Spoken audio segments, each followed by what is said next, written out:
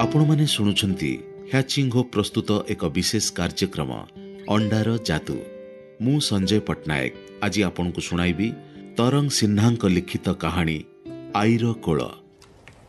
एथर शीत छुट्टी तारिणी बाप घर को आसी बहुत खुशी अनुभव करुथाए।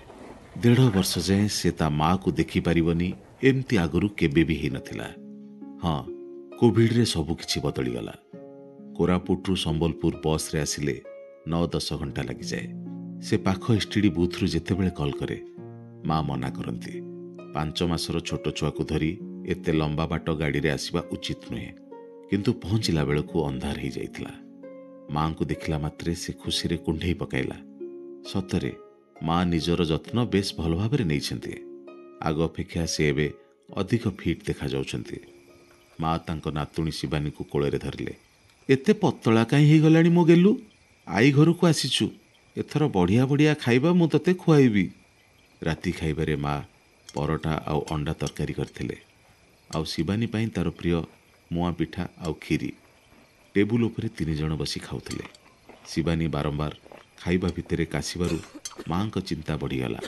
काश बहुत बढ़ीगलानी कहीकि से शिवानी पीवा पाई नखोसुम पानी आनिबा को गले।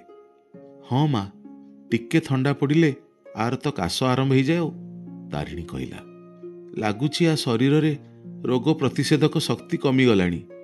माँ को कथा शुणी तारिणीर टेंशन बढ़ीगला।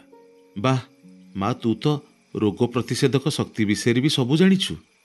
झीर कथा शुणी माँ हसिले, कहले गत वर्ष आम गाँव रे गोटे मेडिकल कैंप होइथिला।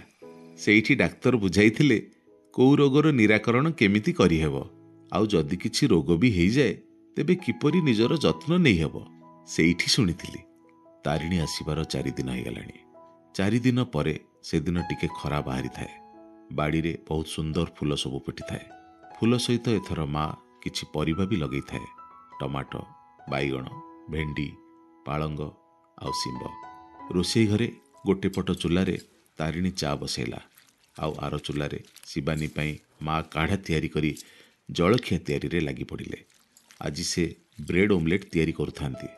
चौकी बसी जलखिया खाइबा समय रे तारिणी से कथा पचारला जहाँ 2 दिन हैला ता मुंडरे चलीथिला।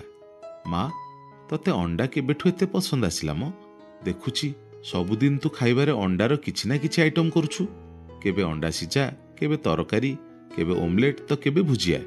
माँ कहले, अरे तते डाक्तर को कैंप कथा कहिथिली ना, आमको सेठी कहा जाइथिला जे डेली अंडा खाइले शरीर रे रोग प्रतिषेधक शक्ति बढ़े आउ आमको रोगठू दूरे रखे।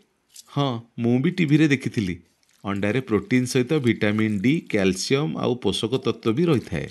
कहीकि तारिणी शिवानी को अंडा ऑमलेट रु खंडे खुआईदेला। एइटा तो बहुत टेस्टी हिची, हेले काढ़ाटा ना पूरा राग। शिवानी नाक टेकी कहला। नातुणी कथा शुणी आई जोर रे हसिले। कहले हाँ, अंडा एबे मोर प्रिय खाद्य हो गलानी। रांधिबा को सहज आउ दाम भी कम। आउ गोटे जिनस मु मार्क करुछि, डेली अंडा खाइबा दिनठू मो देह सुस्थ रहुछि आउ थकापण भी कमिछि। आई, काली तमे अंडार को आइटम करिबो? बड़ निर्भयतार सहित पचारिला शिवानी। काली आमे अंडार पलौ करिबा कहीकि आई शिवानी को कोଳରେ बसई देले। तापरे तारिणी को चाहि कहले, तू भी एथर डेली अंडा रोषेई कर। शिवानीर थंडा काश सबू कुआडे डरिकी पळेब। कौन शिवानी? कुतकुत करी आई ताकू पचारिले। आउ खिली खिली हे शिवानी हसिबाको लागिला। आम सहित ह्याचिंग होप कहानी को उपभोग करथिबारु आपनको अशेष धन्यवाद। जदि आपण बैकयार्ड कुकुड़ा पालन व्यवसाय, कुकुड़ा संबंधी रोगर निराकरण एवं ह्याचिंग होप योजना विषय अधिक जानिबा पाई इच्छुक, तेबे आपणको स्वप्नर यात्रा केवल गोटे कॉल दूर रे। आम नंबर हेउछि 8367796952।